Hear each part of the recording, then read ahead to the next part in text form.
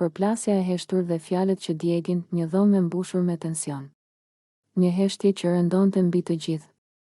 Në mes qëndronte Limi, ndoshta pa e kuptuar plotësisht se sa e ndjeshme ishte çdo gjest dhe çdo fjali që binte nga goja e të tjerëve. Por ajo që po ndodhte nuk kishte të bënte vetëm me të. Kishte të bënte me emocionet e vërteta që nuk mund të mbaheshin më brenda, me përplasjet që shpesh lindin nga pasiguria dhe zilia, dhe me fjalët që shndërrohen në armë më të rrezikshme se çdo premtim i thyer. Olta Gixhari ishte aty. Pranë saj, dy vajza, Alba dhe Bia. Të dyja të tensionuara, të përfshira në atë që mund të quhet një përplasje e heshtur, por e fuqishme. Çdo fjalë kishte peshë, çdo shikim mund të lëndonte. Dhe më e rëndësishmja, çdo interpretim i një gjesti tjetër mund të sillte konflikt të papritur. Olta ju drejtua Albës me një ton të ftohtë, të prerë, duke lënë të kuptojë se kishte një zemërim të grumbulluar që nuk mund ta kontrollonte më. Fjala mashtruese ra në ajër si një plumb i fshehur. Ajo nuk ishte thjesht një akuzë, ishte shprehje e zhgënjimit, e pasigurisë dhe e frikës së tradhtisë, një reflektim i asaj që Olta ndjente kur mendonte për Limin dhe për mënyrën se si historia ishte zhvilluar. Bia nuk e priti mirë këtë akuzë. E ndjeu si një sulm të drejtpërdrejtë mbi personin e saj dhe mbi kujtesën e saj. Pse i thua mashtruese? Pyeti ajo, me një zë që dridhej por që kërkonte drejtësi. Për Bian, çdo akuzë ishte e padrejtë sepse ajo e dinte çfarë kishte ndodhur dhe si kishte vepruar me përgjegjësi dhe maturi. Ajo nuk kishte tradhtuar, nuk kishte gënjur, thjesht kishte ndodhur një marrëdhënie e komplikuar, e mbrojtur në privatësi, dhe tani po interpretohej keq nga të tjerët. Alba ishte e ndjeshme ndaj gjithë situatës.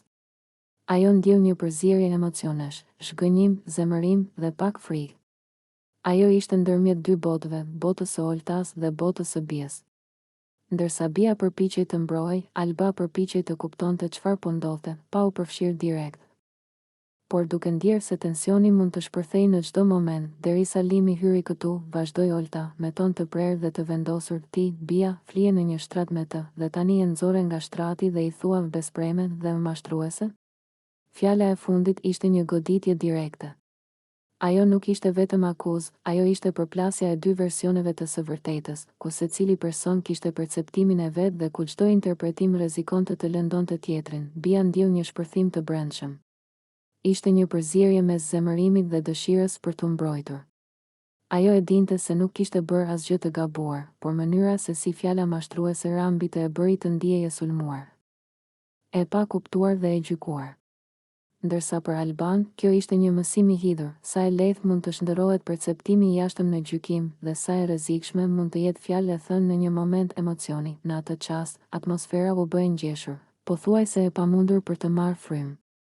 Çdo sy ishte i drejtuar nga secili person, çdo fytyrë tregon pasiguri dhe shqetësim.